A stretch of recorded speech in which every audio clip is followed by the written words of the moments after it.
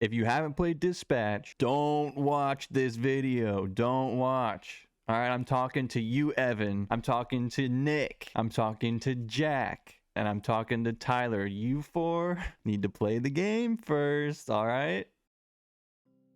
I don't know about you, but I'm loving the game Dispatch. There's just something about it that's so peak. It's so well written. I love the characters. I love everything about this game, and I want to talk about it, so I'm making a YouTube video. I'm making a little video on it. But so anyways, with the release of episodes 5 and 6 this past Wednesday, I'm recording this a few days later, trying to get this out before next Wednesday because I'm making a little theory video, and next episodes are the last ones. They're the last ones. Like, dude, are you kidding? I hope there's a season 2. I don't think there's any chance that they 100% conclude everything about in the story. I don't think they'll do it. I think it might end with Robert getting his suit back, and they'll leave it open enough. Maybe Shroud gets away. You know, we haven't seen much of Shroud, so I feel like if they defeat Shroud or whatever, you know, like it won't hit super hard because Shroud's been in like 3 to 5 minutes of content. All right, well, anyway, we're gonna move on. There's a mole in the Z team at the SDN. There's a mole, you know, at the end of episode 6. Vizzy goes to get the astral pulse for Robert, right? She goes to get the astral pulse and it's crawling with people, right? She literally says, it's like someone dropped a ping in the supervillain group chat. This place is crawling with dipshits. And there's, you know, like no one should have been able to find it that fast. So I think there's a mole. There's got to be someone in the Z team that was there at the party that leaked the info, or, well, I guess we'll get into that. We'll get into that. Oh my god, I love this game so much. This might be a long ass video. We'll see. We got Exhibit A is Blonde Blazer. So there's a theory that's going around that I've read in some comment sections on some YouTube videos. People think that Blonde Blazer is Shroud's daughter. By the way, if you played the Invisigal route, which I did, because like why would I not? Like, she's so much better than Blonde Blazer. But to each their own, if you didn't play through the Blonde Blazer route, then you probably don't know unless you've watched someone else play through the Blonde Blazer route. Her name is Mandy. Now that has no correlation to what I'm talking about, but I might call her Mandy. People think Mandy is Shroud's daughter. For her, romancing Robert would be beneficial to her family, like very beneficial to her dream and to Shroud's dream. It just kind of makes a lot of sense. We know that Mandy wants a family, something that Phenomenon can't give her, and she looks elsewhere. Robert is a great candidate. He just is. In the first episode of the game, we see when she brings him to look at the Hollywood sign, she takes off his mask and goes, "We can work with this." What does that mean? Like, if she's just recruiting him for a desk job, like an office job, I don't see the need to say we can work with this. And the writers for this, I don't feel like they would just write that, have it kind of be like a weird thing to say, and it's just a weird thing to say. I think like there's some other meaning behind it. I think she's saying we can work with this because she's checking to see what Robert is like. She wants to see what Robert looks like. She says we can work with this because she's wondering if he's good enough for the family she wants. She wants to know if he's attractive enough or something. I don't know. Another thing is, if you choose to kiss her in episode 1, she just lets him do it. It's not like a quick thing. Like, he doesn't just like go in for it. Like, it's a slow kind of build up type of scene. She even they even linger on it for a second before she pulls away, and then says like, "Oh no, like I'm here on business." It's because she was like, yes, like this is what she wants, but because it like helps not just her and Shroud. Oh, and it helps Shroud because, you know, if she locks down Robert with a family after the suit's destroyed, you know, they can they don't have to worry about Mecha Man anymore. That's what Shroud wants. He wants Mecha Man gone. But anyways, back to the kiss thing. It's a little bit weird that she doesn't like immediate or like go like no or like plays it off. Then she falls asleep on his shoulder. Like, you know, it's like weird behavior for someone in a fucking relationship with someone else. Another thing, literally episode 2, at the end of episode 2, we meet Phenomenon and we have this big reveal like, oh shit, like she's in a relationship. Just for right at the beginning of episode 3, she breaks up with him. That's why she doesn't want you to come on the dinner. I don't know, it's a weird coincidence. She meets Robert and then she immediately breaks up with Phenomenon. I think it's because she sees a potential relationship with Robert, senses that he likes her, which, you know, if you choose the kiss, if you choose to ask her to dinner, I mean, it makes sense, right? And I feel like that's the canon route, because it's like like at least the kiss, if to choose the kiss, you're like I think what are the stats? I'll put the stats up on the screen. I think it's definitely a majority. Most people I've watched on like YouTube play it are like, fuck it, and they just go for it. Because I mean, like, why would you not? So I think it's like it's framed like it too. Like it's like the writers are trying to manipulate you into doing it. It just feels like it's all to push the narrative. So at the potential big reveal that Blonde Blazer or Mandy is working for the bad guys, you know, it makes it more impactful because it's like you had all these moments. And she's also definitely not the like canon route because of all the scenes with Invisigal being all jealous. Whereas if you choose Invisigal, Blonde Blazer is not jealous at all. She doesn't, or at least doesn't show any signs of it. Yeah, I wrote in my notes, if you don't romance Blonde Blazer, she doesn't seem to try to continue to pursue Robert. I feel like this is because she never really has any feelings with him. Like she's just like, this'll do, basically, right? She says we can work with this. And I did write that this point could kind of be a reason for her innocence. But I feel like it kind of goes both ways because it shows that like she's doing all this, but she doesn't really care. You know, I don't know. Anyways, we'll move on. Tell me what you think. Exhibit B. Now we're finally here. Exhibit B. Invisigal. I want to preface with, even if Invisigal has worked with Shroud and is evil, if I get the option to choose to kiss Invisigal, we're taking that option. Like, are you kidding me? Blonde Blazer gets 2. You get 2 opportunities with Blonde Blazer and 0 with Invisigal.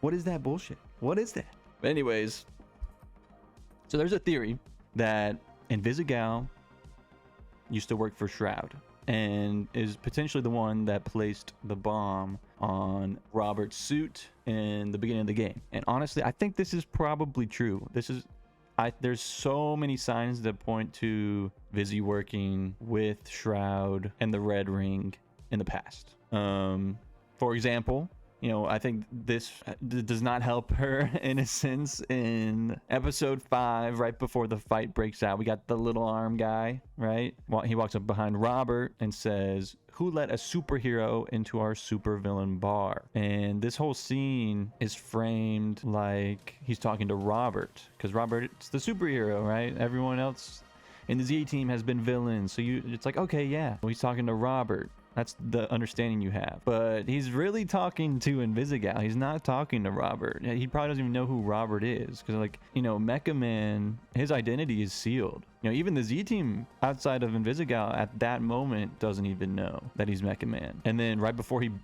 bitch slaps Robert, he says, "No one's talking to you." I feel like people have been missing that, not thinking into that. I haven't seen it in one. I think it, like, immediately, and especially since Little Arms guy seems to be part of the Red Ring, it really doesn't help her case. She definitely worked with Shroud.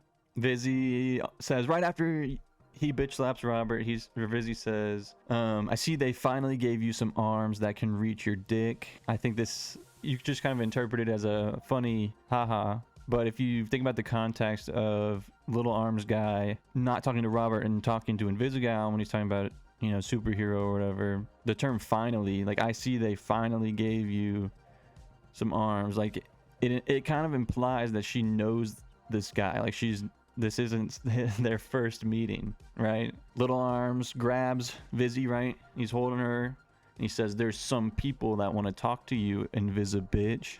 So him saying her villain name implies that like obviously he knows who she is. She does turn invisible right before he grabs her. So, you know, maybe it's just like him figuring it out because she turns invisible. But I think it's more likely that he knows who she is already, right? You know, it's a pretty ominous thing to say. There's some people who want to talk to you. And we get that whole scene of all the Red Ring people standing up and being like, "Ooh, we're gonna fight," right? Now later in that episode, when you make, I won't shame anyone for the other option, but I don't get. Okay, I will shame a little bit. I don't get how you cannot choose to tell them you're Mecha Man. Like, you're basically choosing between honesty and cowardice, basically. But anyways, we'll move on. I didn't see like pretty much anyone choose I'm Robert. I saw pretty much everyone choose Mecha Man. But anyways, we'll move on. So later in that episode, after choosing to tell the Z team that Robert is Mecha Man, Robert states, I thought this was a great scene. This was such a good scene. He says, the difference between this team getting by and this team being great is trust. And right as he's like starts saying is trust, it cuts to a shot of Vizzy. And right as he says trust, she goes like looks away. I mean, my hat probably blocked my eyes, but she kind of like gets all like that guilty look on her face. You know what I'm saying? Like she gets that guilty look and it looks like she's hiding something. You know, looking all guilty when Robert mentions trust is a little sketch. It's sketch.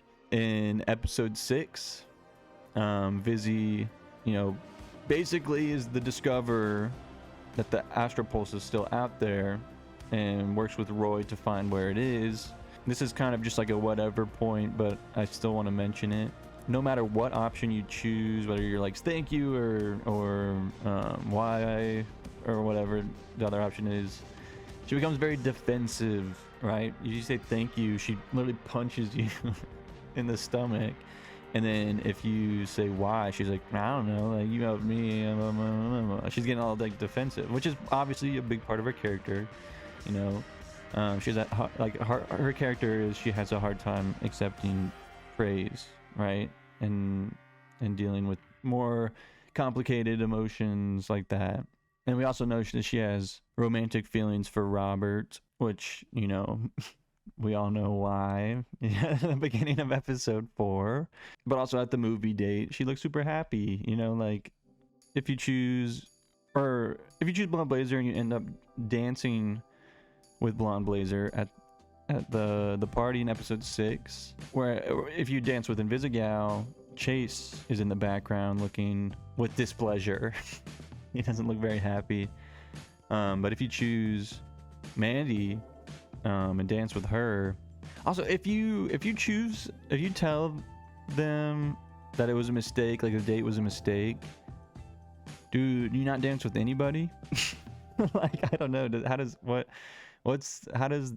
that work? But yeah, if you dance with Mandy or Blonde Blazer, Vizzy is sitting in the background looking all sad. That's how I know that the creators want you to pick Invisigal, because the whole plot is catered towards you choosing her. You know, the scene flows so much more with Chase being the one looking in displeasure, because it helps build up to that moment where he slams the beer down on the counter. Anyways, if you couple Invisigal's romantic feelings for Robert and her potentially working for Shroud in the past and being the one that destroyed his suit, it kind of makes sense why she goes so above and beyond. You know, I mean, she literally goes solo to where the Astral Pulse is and risks literally her life to try to get the Astral Pulse back for Robert, because she feels guilty. She feels very like she's upset.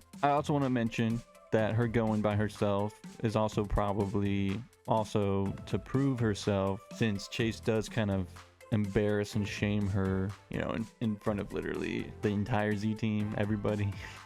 So you know, I can't blame her for acting irrationally. You know, this is her way of lashing out. I mean, we know it.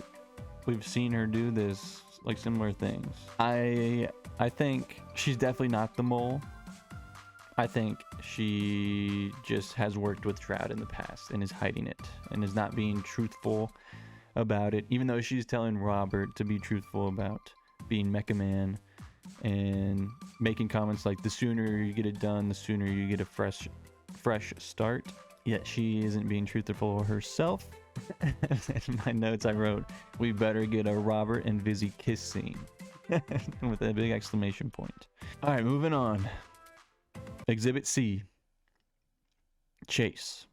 This one's gonna be pretty quick. You know, I feel like there were a lot of theories going around before episodes 5 and 6 came out where they thought Chase would be one of the bad guys. But I mean, after the ending of episode 6, which what a good, holy hell. It's such a good scene. The way the music is kind of going and then it just fully cuts out right as the moment happens. Yeah, fucking amazing. I get goosebumps every time I've watched it, and I've watched like 20 different people react to it on YouTube. I've been like no-lifing this game, and it's not the kind of game that typically is no-lifed. Anyways, yeah, I don't think he's the mole. There's just no way. The only thing is he was like a former member of the Brave Brigade, which Shroud and Robert's father were both a part of. So he has that close connection to Shroud, but I think the theories, all the theories that he is the mole are just, plus he's at Robert's apartment. Like I don't think he would have any time really to leak the info out. We'll see, but I think there's just no shot that he's the mole. Exhibit D, Royd. I've seen some theories that Royd is the mole as well. I think it would be a pretty crazy twist, but I don't think it's gonna happen. He's done some things that are a little sketchy, but overall, I feel like it would be just a little cliche. Like, I don't know. I think it'd be a crazy twist if you're like, oh, Royd the whole time, and he has a lot of evidence against him, right? But I feel like he's just the red herring. But anyways, we'll go over the things that implicate him right real quick. So in episode 3, Royd comes to Robert's house to get the suit, and he asks Robert where the astral pulse is. And for me, when I watched this scene, my mind went like my eyebrow went up immediately. I was like, astral pulse? Why are you asking about the astral pulse? Like, Robert literally in episode 1, in the interview scene where all the reporters are asking him questions, he literally says Shroud got the pulse, right? He says like he got rid of the pulse, he got rid of the suit. You know, him as Robert didn't really matter that much. That's why he's still alive. It's just a little bit of a weird thing to ask where it is when Robert's told the world that it's lost, right? I guess you could just say, and it's just him trying to fix the suit, and he's just like wondering where the power source for it is. But he, like, I don't know, the way he says like where's the pulse, he feels too like frantic about like the pulse not being there. Like, he's like, where's the pulse? Like, and then he locks back in. You know, it looks like he locks back in to cover for him almost slipping up by his reaction to Robert not knowing where the pulse is. But it could just be like a little red herring, or it could be just like, maybe I'm reading too much into it. Who knows? The second thing that kind of implicates Royd is his mentioning of his meeting Robert's dad, and how Robert's dad is actually the one that took him to prison. I feel like even though he says it in like a almost grateful kind of way, you know, because he gets to enroll into the Phoenix program, right? It still could be motivation for being against Robert and Mecha Man as a whole, right? It could be just like a grudge kind of thing, you know? I feel like it could just be like a suppressed grudge that he's hiding, you know, to get close to Robert, ultimately betray him because he's working for Shroud. You know, you never know. This also could be maybe evidence to support the Shroud is Robert's father theory, but I'm not too confident. I don't know. I'm not too confident in that theory. I don't think that's just Darth Vader. You know, I don't think they'll do that. That's like cliche. I think if they're gonna make anyone, if Shroud's gonna be anyone's father, right? If Shroud's gonna be the dad of anybody, I think they're gonna do Blonde Blazer because it's like similar to like the "I am your father" trope, but it's a little different. You know, it's like a spin on it, which I feel like that's kind of what they've been doing with this entire story. Is they're just like kind of doing tropes, but like doing their own unique spin on it. But I will say this. Okay, I will say this. I feel like Royd, after episode 6, is also kind of exonerated as well, like Chase. Because, you know, Chase, you know, who I feel like we know for a fact, you know, it doesn't work for Shroud. He's not the mole. I'm almost positive, right? So we have a trustworthy character mentioning how Royd was crying in the bathroom after the failure of the protopulse in episode 6 at the beginning. He's also, you know, whether you tell the Z team you're Robert or if you tell them you're Mecha Man, you know, regardless, he does everything he can to get inside that room after the door gets blocked to try to save Robert, right? He tries to save Robert no matter what. I feel like him doing all that, like crying in the bathroom, risking his own life, I feel like it's not something that someone working for Shroud would do. But, you know, I will say that they do, you know, right after that suit blows up, the title card appears, and the title card is very Shroud core, right? It's very Shroud core. There's a big red, like Shroud's eye almost piercing through the logo. Maybe Royd rigged the suit. Maybe, but I still don't think it's him. I don't think it's him. One other thing that maybe could be used as evidence against him is, you know, he tells Robert with Vizzy, and Malevol's there too, which we'll get into. We're gonna look into every character. We're gonna look into all of them, right? Sorry, I got up to check on something. I don't remember what I was talking about, so maybe. Anyways, we'll move on. Exhibit E. Sonar and Coop. All right, I'm coupling them up together because you have to choose to kick one out of the group, right? I think there's pretty much no shot here that either of these characters are the mole, purely because of that decision. You know, they're just not. It wouldn't make sense, right? You know, you save Sonar, and then he ends up being the mole. I don't buy that. You save Coop, she ends up being the mole. Like, they both like basically tell you that they're like indebted to you because you saved them from being fired. You know, they're grateful. They make that known in episode 5 during the bar scene.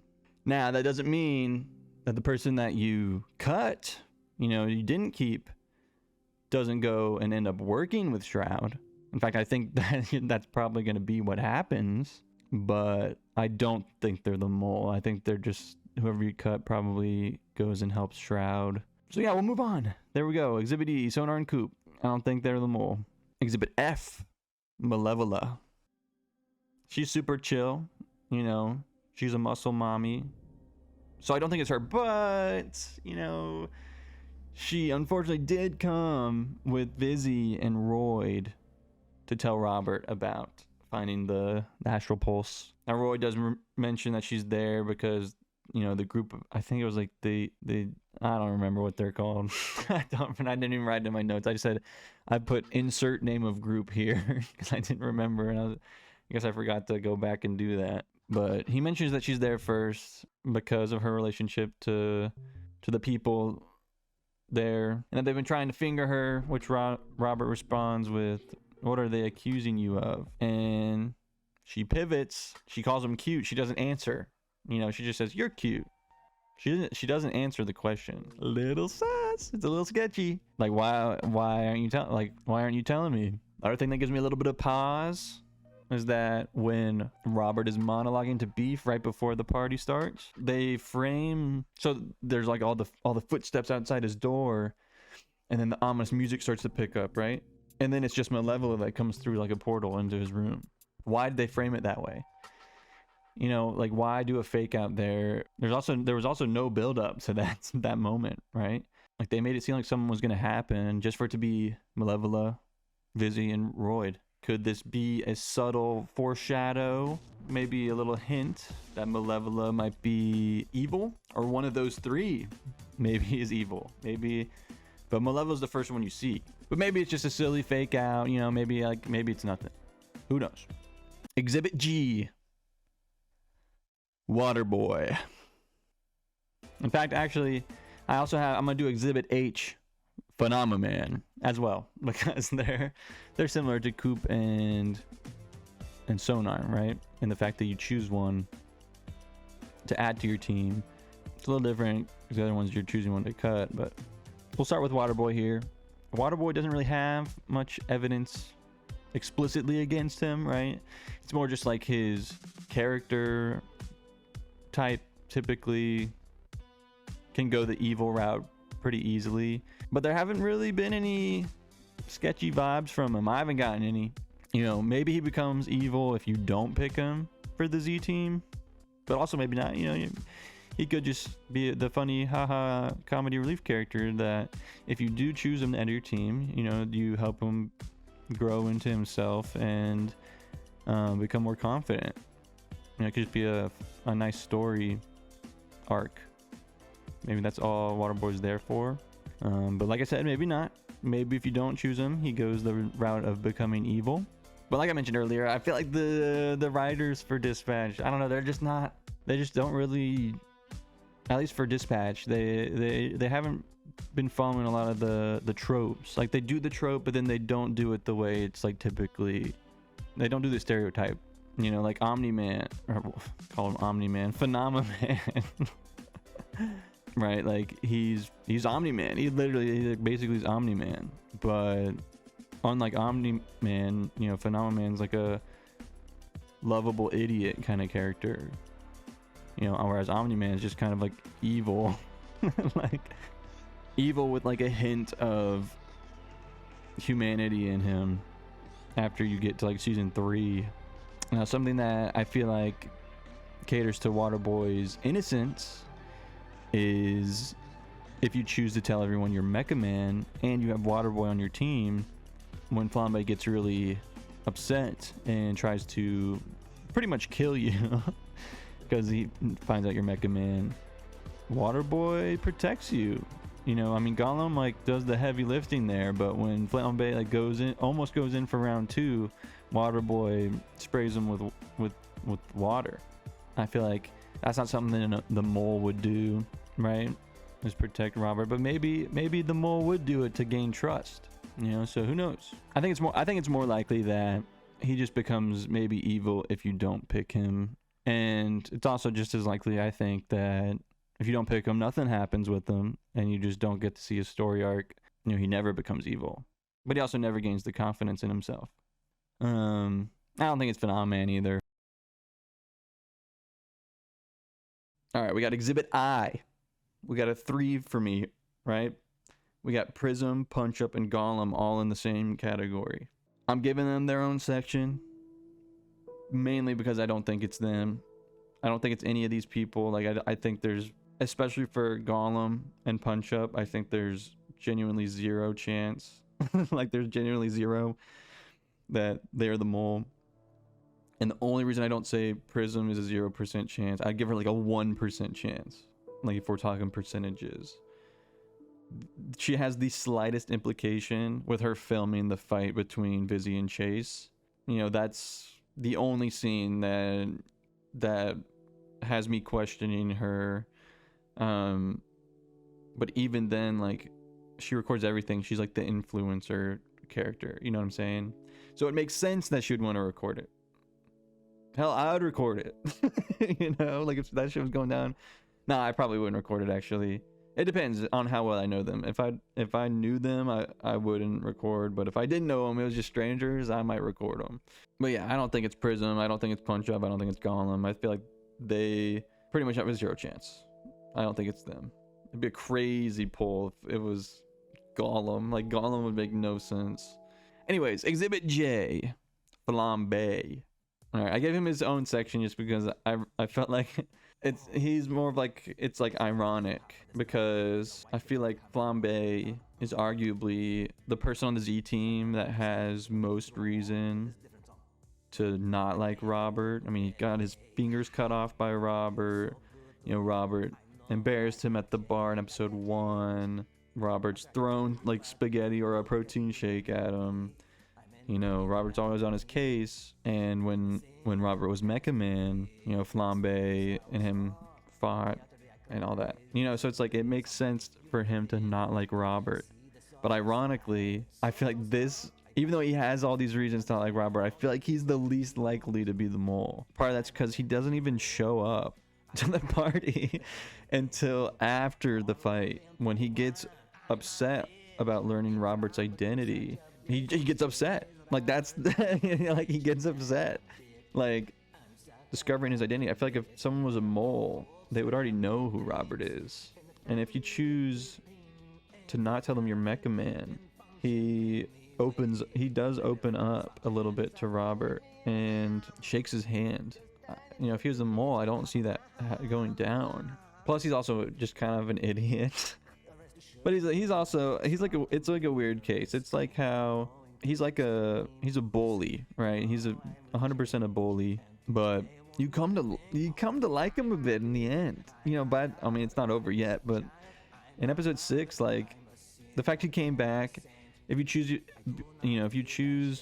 to tell everyone you're Mecha Man, he comes back, and yeah, he punches you in the face when you open the door, but he still apologizes in a weird way to Robert in his own like Flambe kind of way, and makes amends. You know, so I think there's just no shot he's the mole, or even conspiring against Robert. I don't think there's any shot of that. All right, we're moving on. We got Exhibit K, Galen. Galen wasn't at the party, but he's got super hearing. You know, he can hear even a whisper across the office. He can pretty much hear probably anything Robert says while he's at work. Who's to say he can't hear Robert and Royd, you know, discussing the Mecha Man suit? You can't hear while Robert and Blonde Blazer are in the conference room, them talking about the Mecha Man suit. Who's to say you can't hear Robert and Vizzy's fight, you know, in the break room, or she mentions he's Mecha Man, you know, like, there's he can hear a lot, you know, like, who's to say he can't hear all that? We also don't really know anything about Galen except he's from Florida and he has super hearing. He can't really be ruled out. And in the next exhibit L, I'm gonna talk about Galen a little more. So he can't really be ruled out. I'm not 100. You know, I don't think he's like a. It'd be a moderately crazy reveal, you know, if it was Galen the whole time. But yeah, we'll move on. We're gonna move on. Exhibit L. Robert's work computer. You know, Robert's computer is in the room. They bring Robert's computer to his house when they're discussing where the astral pulse is located. Like, they literally use his work computer to project the map of like the city or whatever onto his wall to show him where the astral pulse is located. We get confirmation that Robert's computer has a mic on it. You know, he communicates with Vizzy when she goes off on her own to get the astral pulse, right? He doesn't have a headset on, so there's a mic on the computer, you know. And in one of the, and here's where we get back to Galen. In one of the gameplay segments, Galen mentions that someone hacked his computer and is messing with his notes app. Someone could have hacked Robert's computer and he just doesn't know about it because they're not messing with him. I did write in my notes here, I don't really, I think if it was Robert's work computer, that would be like such a whatever reveal. Like, I don't know if I would enjoy that unless they spun it in a way that it's like Cooper or Sonar's the one that did it, or even maybe Malevola or Punch Up, because they're the ones that put the the stuff on his computer, depending on who you cut, right? So maybe they're more implicated than I thought. You know, maybe Punch Up isn't a 0 chance. Maybe I'll give him 1% with Prism. Him and Prism can be 1%. Yeah, so his computer, like, I don't know, it's there. It has a mic on it, lots of sensitive information on it. I'm sure it's in the room with the party. You know, if it's got a mic on it, it can hear everything they're talking about. It's one of the first things in the room, you know. So if we go by the party, the most implicated people, if we're going solely off the party, where they explicitly talk about the Astral Pulse's location, the most implicated people are Malevola, Royd, Invisigal, and his computer, because they're the ones there first. They discuss most of it right then and there. So yeah, Robert's work computer, you know, it can't be ruled out. It's definitely, there's definitely a high chance that there's a bug. Also, I just thought about this. What are the odds that someone brought a lamp with a bug on it?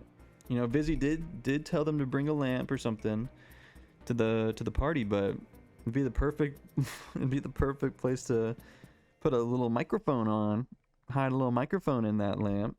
So yeah, I don't know. Maybe it's one of the lamps. You know, maybe. I don't know.